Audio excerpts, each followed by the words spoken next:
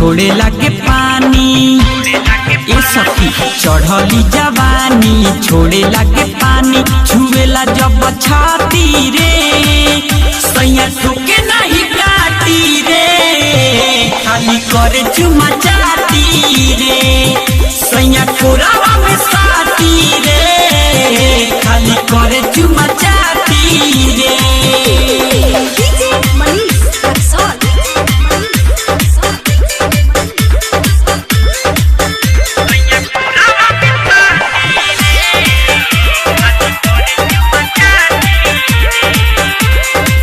चाटी जाता उठला ली लगावल बावे बड़ी उठ चाटन रे, भीतरी वाला चीज के यबही कैलस ना उद्घाटन रे।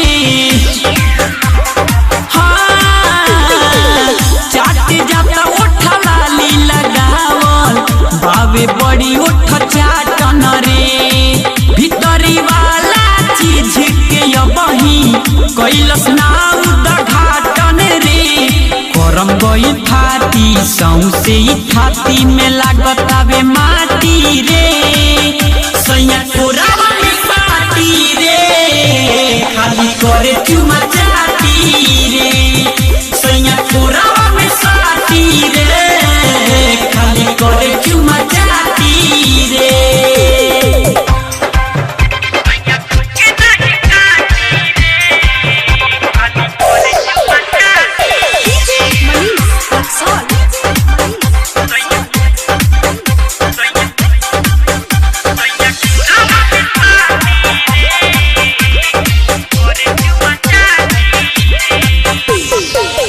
एने ओने हाथ घुमा के खड़ा कर देला रोमा हो, छाल खींच के खा लेला खाली छुए नाही खोवा हो।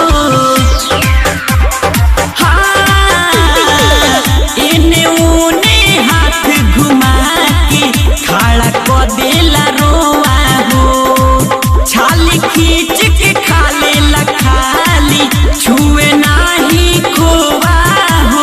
राइटर रविंदर देवा राय जितावा हम पे नया तीरे सैया कोरावा में साटी रे, खाली करे चुमा चाटी रे सैया कोरावा